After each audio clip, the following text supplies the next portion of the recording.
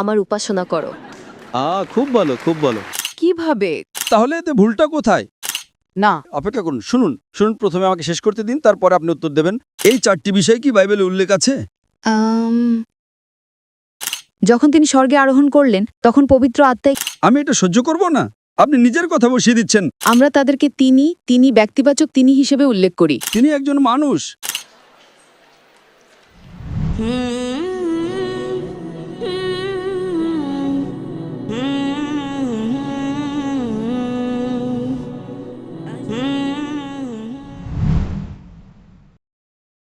আমার নাম ডায়ানা, আমি একজন ছাত্রী এবং আমার প্রশ্ন হলো, গুহায় ফেরেশতা জিব্রাইল আলাইহিসসালাম যখন মুহাম্মদ সাল্লাল্লাহু আলাইহি সাল্লামের কাছে আসলেন তখন তিনি ভয় পেয়েছিলেন কেন?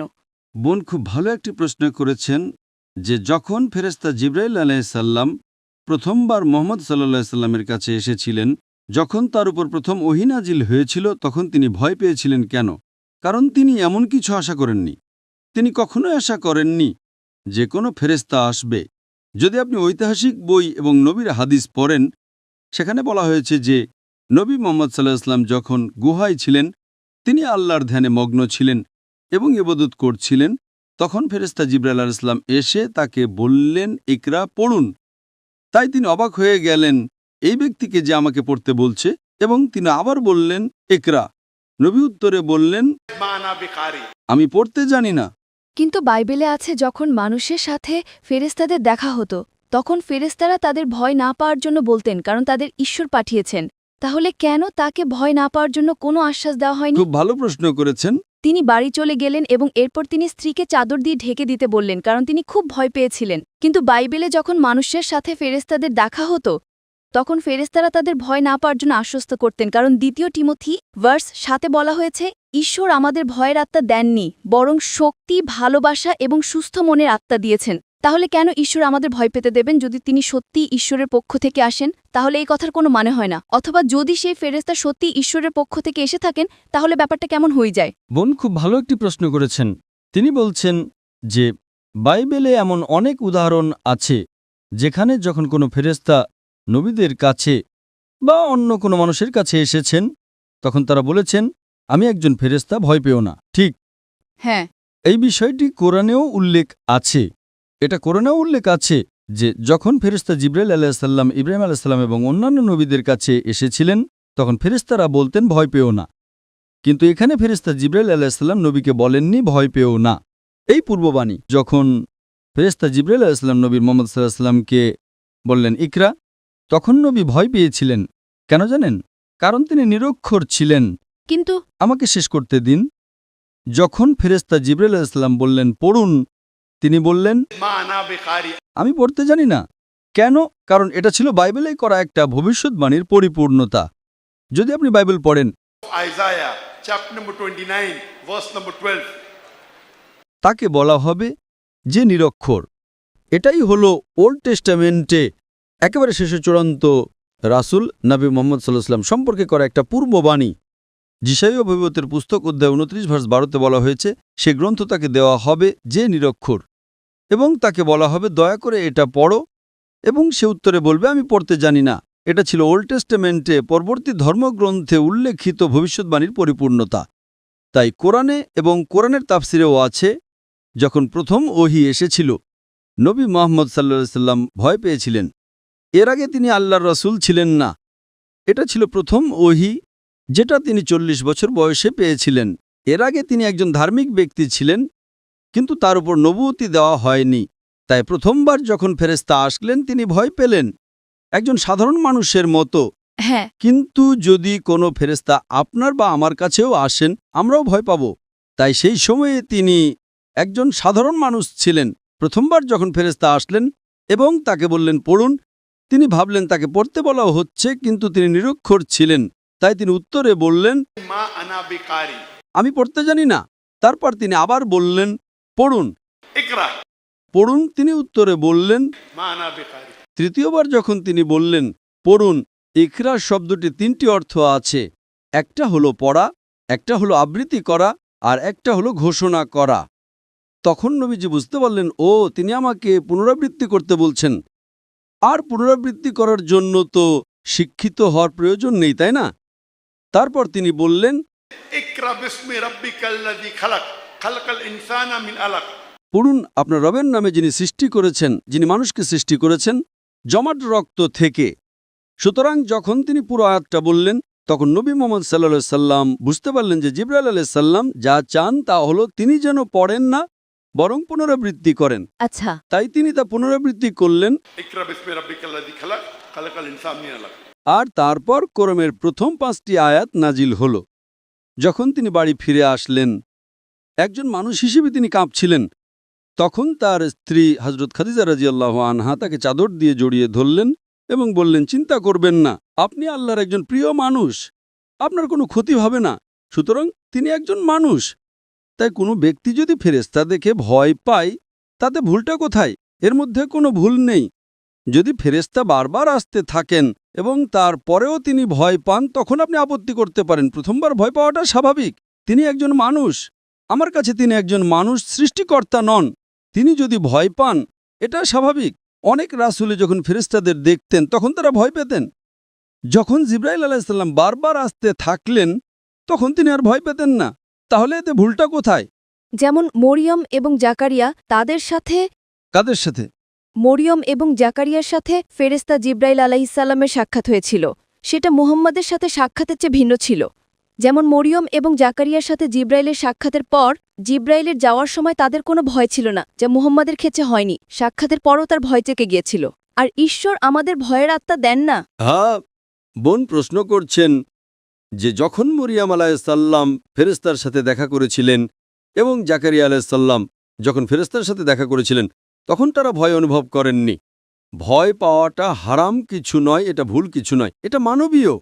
হ্যাঁ, তাই আমার কাছে এটা স্বাভাবিক। তিনি একজন মানুষ, কেউ ভয় পায়, আবার কেউ ভয় পায় না।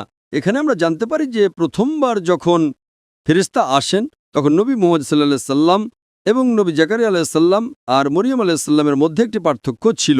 প্রথমত, মাতা মরিয়ম কোনো নবী ছিলেন না। হ্যাঁ, ঠিক, তারা সুসংবাদ দিয়ে চলে যান।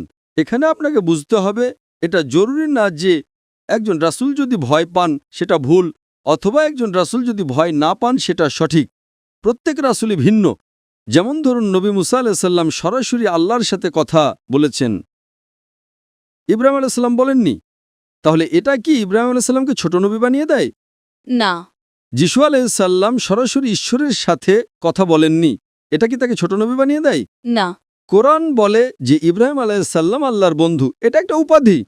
এর মানে কি এই যে অন্য রাসূলরা আল্লাহর শত্রু? না। সুতরাং এগুলো হলো প্রদত্ত উপাধি। প্রত্যেক নবী নিজেই অনন্য। আমরা কেবল তখনই আপত্তি করব যদি এমন কিছু করা হয় যেটা অস্বাভাবিক, বা যেটা সঠিক না, বা যেটা পাপপূর্ণ। তাই ভয় পাওয়া এমনটাই পাপ না। তাই আমার কাছে এটা স্বাভাবিক। আমি একজন ডাক্তার হিসেবে, একজন বুদ্ধিমান ব্যক্তি হিসেবে, যদি একজন মানুষ ভয় পায় আর একজন না পায়, এটা তাকে ছোট বা বড় করে না। হ্যাঁ, কিন্তু কিন্তু এরপরে আপনাকে যা দেখতে হবে, এরপরে আপনাকে দেখতে হবে কে বেশি সাহসী ছিলেন। নবী মুহাম্মদ সাল্লাল্লাহু আলাইহি সাল্লাম জিবরাইলের সাথে যোগাযোগ রাখতেন। এমন কোনো নবী নেই যিনি নবী মুহাম্মদ সাল্লাল্লাহু আলাইহি সাল্লামের মতো জিবরাইলের সাথে এত বেশি যোগাযোগ করেছেন। আপনি কি কোনো রাসূলকে চেনেন? কোনো রাসূল, জাকারিয়া, মরিয়ম আলাইহিস সালাম, তারা কি নবী মুহাম্মদ সাল্লাল্লাহু আলাইহি সাল্লামের মতো এত বেশি যোগাযোগ করেছেন? না। না। সুতরাং এই যোগাযোগ আল্লাহর উপরে নির্ভর করে। তাই যদি দেখেন, জিবরাইল আলাইহিস সালামকে সর্বশক্তিমান আল্লাহ বিশেষভাবে নবী মুহাম্মদ সাল্লাল্লাহু আলাইহি সাল্লামের কাছে ওহী পৌঁছে দেওয়ার জন্য বেছে নিয়েছিলেন। অন্যদের কাছে তিনি কম এসেছেন, নবী মুহাম্মদ সাল্লাল্লাহু আলাইহি সাল্লামের কাছে তিনি বেশি এসেছেন। সুতরাং যদি আপনি পুরো জীবন দেখেন, অবশ্যই নবী মুহাম্মদ সাল্লাল্লাহু আলাইহি সাল্লাম অনেক বেশি যোগাযোগ করেছেন। তিনি তার সাথে আরও অনেকবার কথা বলেছেন। যদি আপনি হাদিস দেখেন, অন্য যে কোনো রাসূলের চেয়ে বহুগুণ বেশি। কেন? কারণ তিনি ছিলেন সর্বশেষ এবং চূড়ান্ত রাসূল। সুতরাং প্রথমবার যদি কোনো রাসূল একজন ফেরেশতাকে দেখে ভয় পান, এটা স্বাভাবিক। তিনি একজন মানুষ, এতে ভুল নেই। আপনি কেন আপত্তি করছেন? ভুলটা কোথায়? এটা পাপ না। না, এটা পাপ নয়, কিন্তু সাক্ষাতের পর আপনার সেই চরম ভয় থাকা উচিত নয় যদি তা ঈশ্বরের কাছ থেকে হয়। যদি আপনার ঈশ্বরের সাথে সাক্ষাৎ হয়, আপনাকে আশ্বস্ত করতে হবে যে ভয় পেও না। এতে কোনো সমস্যাই নেই, কারণ এটি প্রমাণ করে যে নবী মুহাম্মদ সাল্লাল্লাহু আলাইহি ওয়াসাল্লাম একজন মানুষ ছিলেন। মানুষের ভাবা উচিত না যে তিনি ঈশ্বর। আমি বলছি, নয়তো খ্রিস্টানদের মতো মানুষ ভাবতে শুরু করবে যে নবী মোহাম্মদ সাল্লাল্লাহু আলাইহি ওয়াসাল্লাম ঈশ্বর। আমি মনে করি এটা ভালো। তাই যদি একজন মানুষ ভয় পায় এবং তারপর বিশ্বাস করে, এতে কোনো সমস্যা নেই। তিনি আপনার এবং আমার মতো একজন মানুষ, সুতরাং সকল নবী মানুষ ছিলেন।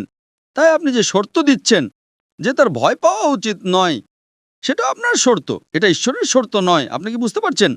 তাই আমার কাছে যদি কোনো মানুষ ঈশ্বর হন, ঈশ্বর ভয় পেতে পারেন না, সুতরাং এটি প্রমাণ করে যে তিনি ঈশ্বর নন।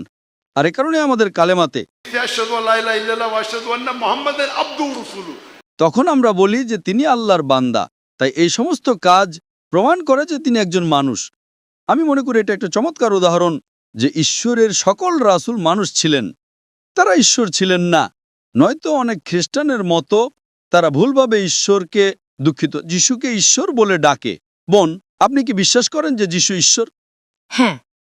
আপনি কি বাইবেলের কোথাও থেকে একটাও প্রমাণ দেখাতে পারবেন যেখানে যিশু খ্রিস্ট আলাইহিস সালাম নিজেই বলেছেন যে আমি ঈশ্বর, অথবা যেখানে তিনি বলেছেন আমার উপাসনা করো? না, এমন কোনো সরাসরি অনুচ্ছেদ নেই যেখানে তিনি বলেছেন যে আমি ঈশ্বর, আমার উপাসনা করো। এমন কোনো সরাসরি অনুচ্ছেদ নেই। আমি শুনতে পাচ্ছি না বোন। এমন কোনো সরাসরি শ্লোক নেই যেখানে যিশু বলেছেন আমি ঈশ্বর, আমার উপাসনা করো। খুব ভালো, খুব ভালো, কিন্তু তিনি নিজেকে খুব ভালো। তার মানে বোন স্বীকার করেছেন যে বাইবেলের কোথাও এমন একটি উক্তি নেই যেখানে যিশু খ্রিস্ট আলাইহিস সালাম নিজেই বলেছেন আমি ঈশ্বর, তবুও আপনি তার উপাসনা করেন। সরাসরি এমন কিছু নেই। তার মানে আপনি যিশু আলাইহিস সালামকে অনুসরণ করছেন না। যিশু আলাইহিস সালাম বলেছেন আমি নিজে থেকে কিছুই করতে পারি না, আমি যেমন শুনি তেমন বিচার করি, এবং আমার বিচার ন্যায়, কারণ আমি আমার ইচ্ছা খুঁজি না, বরং আমার পিতার ইচ্ছা খুঁজি। সেই তরুণ ছেলেটি যে বক্তব্য দিয়েছিল ঠিক একই, কিন্তু সে বুঝতে পারেনি, তার সমস্যা ছিল, জানেন তো?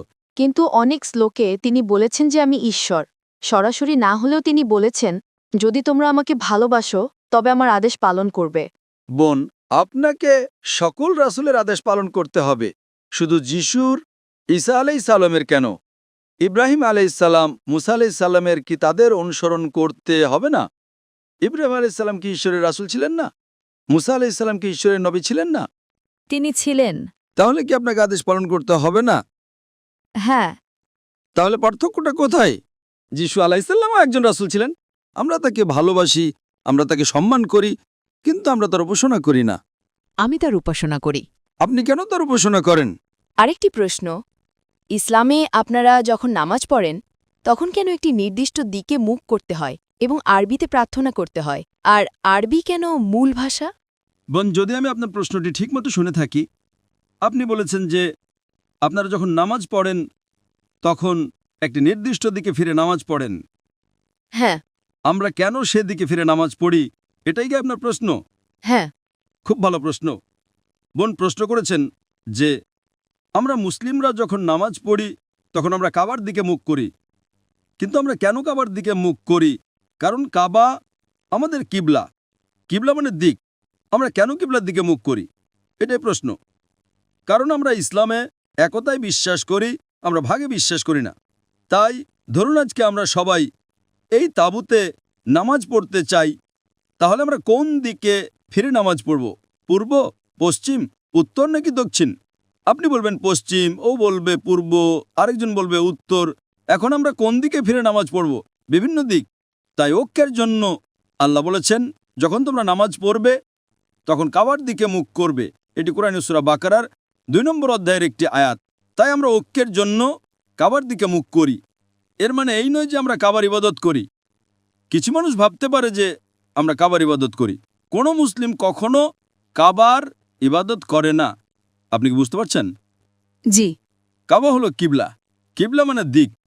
আমরা ঐক্যে বিশ্বাস করি। যখন হজের জন্য মক্কায় যাই তখন কাবার চারপাশে তাওয়াফ করি, কারণ প্রতিটি বৃত্তের একটি কেন্দ্র থাকে। এটা প্রমাণ করার জন্য যে আল্লাহ এক।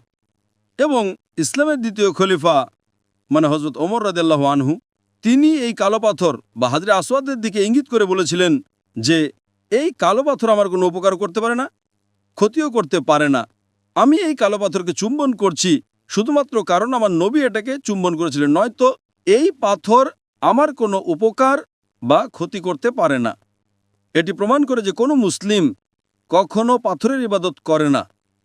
এছাড়াও নবীর সময় নবীর অনেক সাহাবী কাবার উপরে দাঁড়িয়ে আজান দিতেন। তারা কাবার উপরে দাঁড়িয়ে আজান দিতেন। কোনো মূর্তি পূজক কি কখনো কাবার উপরে দাঁড়াবে যেই মূর্তির সে পূজা করে? আমি আপনাকে একটা প্রশ্ন করছি, কোনো মূর্তি পূজক কি সেই মূর্তির উপরে দাঁড়াবে যার সে পূজা করে? না। সুতরাং এটি প্রমাণ করে যে আমরা মুসলিমরা কাবার ইবাদত করি না, আমরা হাজরে আসাদের ইবাদত করি না। এটা শুধু একটা কিবলা। আমরা ঐক্যে বিশ্বাস করি। অন্যথায় বিশৃঙ্খলা সৃষ্টি হবে। আপনি বলবেন পূর্বে নামাজ পড়ো, ও বলবে পশ্চিমে, কেউ বলবে উত্তরে, কেউ বলবে দক্ষিণে। তাই ঐক্যের জন্য বিশ্বের সবাই কাবা মক্কার দিকে মুখ করে এবং আমরা একই দিকে ফিরে নামাজ পড়ি। আশা করি উত্তর পেয়েছেন।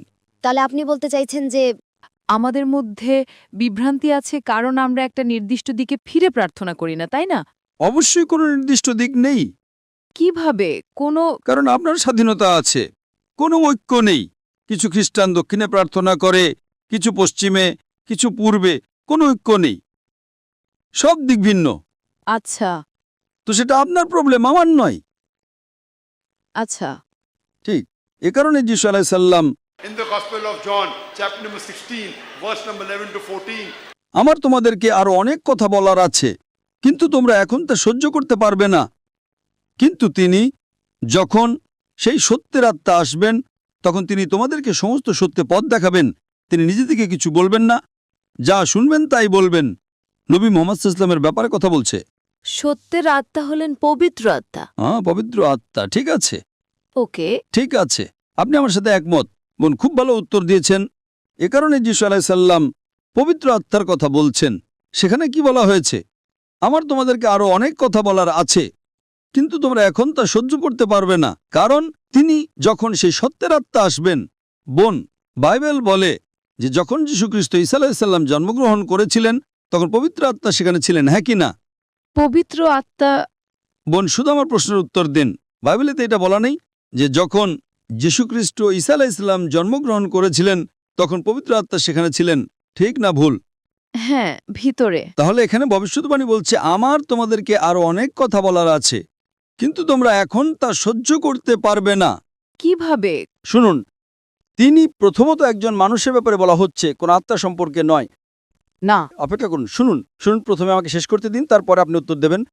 প্রথমত তিনি একজন মানুষকে বোঝায়, কোনো আত্মাকে নয়। তিনি যখন সত্যের আত্মা আসবেন তিনি তোমাদেরকে সমস্ত সত্যপথ দেখাবেন। তিনি নিজের থেকে কিছু বলবেন না, যা শুনবেন তাই বলবেন। 4-5 বার তিনি পবিত্র আত্মা। পবিত্র আত্মাকে তিনি বলা হয় না।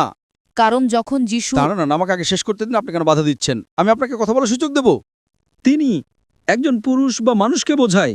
দ্বিতীয়ত ভবিষ্যৎবাণী, যখন নবী আসবেন পবিত্র আত্মা যীশুখ্রিস্ট আলাইহিস সালামের জন্মের সময় থেকেই সেখানে ছিলেন। সুতরাং পবিত্র আত্মার সম্পর্কে আপনার ব্যাখ্যা সম্পূর্ণ ভুল। তিনি নিজের থেকে কিছু বলবেন না, যা শুনবেন তাই বলবেন। তার মানে যা আমরা কোরআন এবং হাদিসে জানি, শব্দগুলো ফেরেশতা জিবরাইলের মাধ্যমে পাঠানো হয়েছিল, যা আপনি বলেছেন।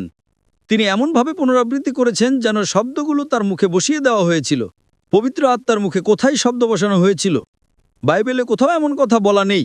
এখানে বলা হয়েছে যা শুনবেন তাই বলবেন। নবী মুহাম্মদ সাল্লাল্লাহু আলাইহি ওয়াসাল্লাম সম্পর্কে বলা হচ্ছে তিনি আমার মহিমা প্রকাশ করবেন।